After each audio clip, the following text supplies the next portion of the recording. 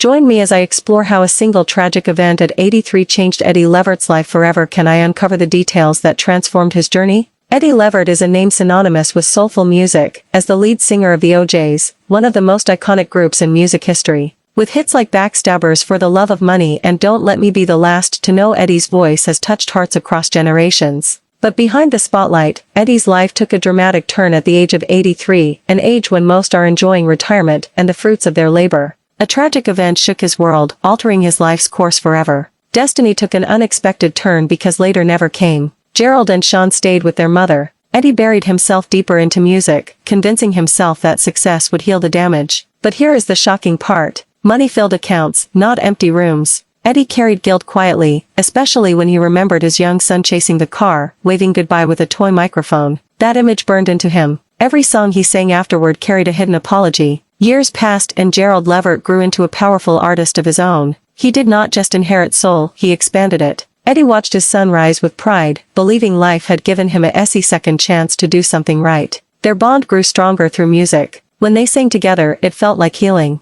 Their duet was not just a song. It was a father and son speaking without fear. Eddie believed they had finally outrun the pain. Then one morning, everything collapsed. You won't believe how quickly joy disappeared. Eddie answered the phone, expecting his son's familiar voice. Instead, he heard words that erased his world. Gerald was gone, 40 years old. In a single moment, the future Eddie imagined vanished. He dropped the phone and something inside him shattered with it. Fame meant nothing. Music meant nothing. He had lost his firstborn. The funeral arrived too fast. The church overflowed with grief. A gold microphone rested on the casket, a symbol of a voice now silent. When the choir began their song, Eddie tried to sing. No sound came out. The man who had carried millions with his voice could not carry himself. This is where it gets interesting because Eddie learned that grief does not scream. It empties. Nights became unbearable. Radios became enemies. Pride did not help. Awards did not help. Silence ruled everything. Just when he began learning how to breathe again, fate returned without mercy. 2 years later, another call came.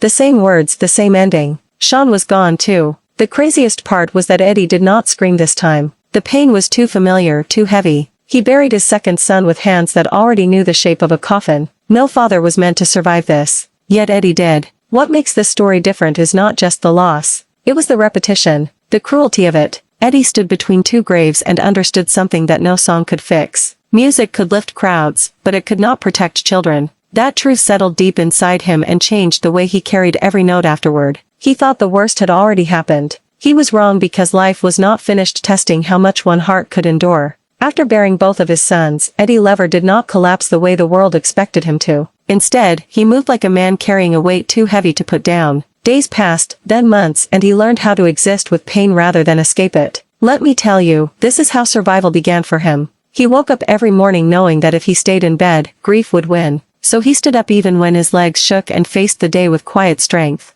Music slowly returned, not as joy, but as purpose. Eddie realized something important. If he stopped singing, then Gerald and Sean's voices would fade even faster. So he sang for them. This is where it gets interesting. Every note became a memory. Every lyric carried their names. On stage, his voice sounded deeper, heavier, as if sorrow had carved space inside it. Audiences felt the change. They did not just hear him anymore. They felt him. But here is the shocking part. Healing did not mean happiness. Eddie never stopped missing his sons. He simply learned how to walk with the pain beside him. He began speaking openly about grief, faith, and forgiveness. He admitted his regrets without excuses. He told young fathers not to trade time for money. What makes the story different is that he did not hide behind his legend. He used it to warn others. As years passed, Eddie found peace in unexpected places. He reconnected with family, leaned into faith, and allowed himself to feel love again without guilt. Destiny took an unexpected turn when he became a grandfather. Holding his grandchildren did not replace his sons, but it reminded him that life still moved forward.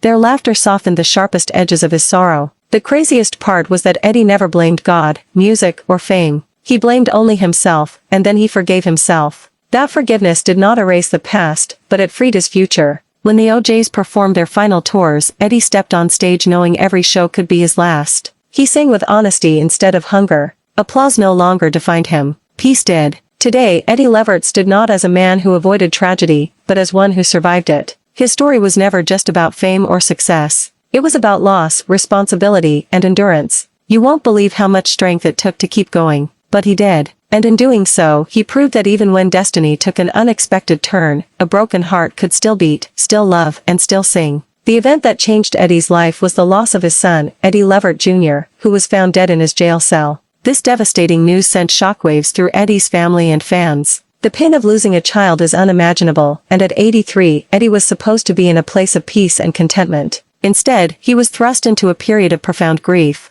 His personal life was severely impacted as he struggled to cope with the loss. Professionally, the event also took a toll as Eddie had to find a way to continue performing and creating music while dealing with such a deep personal loss. Eddie Levert's career is a testament to his talent and resilience. From his early days with the OJs to his successful solo ventures, Eddie has left an indelible mark on the music industry. His contributions have earned him numerous accolades, including multiple Grammy nominations. But this tragic event has not only affected Eddie personally but also had a ripple effect on his family and fans. His family had to rally around him, offering support during this difficult time. Fans who have followed his career for decades were also impacted, as they too felt the weight of his loss. The emotional turning point of Eddie's story is his response to the tragedy. Despite the overwhelming grief, Eddie found a way to channel his pain into his music and his interactions with fans. His resilience in the face of such a devastating loss is a testament to his strength and character. He continued to perform, using his music as a way to heal and to honor his son's memory. This response has not only helped him cope, but has also inspired countless fans who have faced their own tragedies. In reflecting on Eddie Levert's journey, it's clear that the tragic event at 83 has reshaped his life and legacy. While the loss of his son is a pain he will carry forever, Eddie's response to this tragedy has shown the world the depth of his character. His ability to find a way to heal and continue to create music is a powerful reminder of the human spirit's capacity for resilience. If you have any thoughts on Eddie Levert's story, please share them in the comments below. For more videos on your favorite artists and the stories that have shaped their lives and careers, be sure to check out our channel. There's plenty more to explore.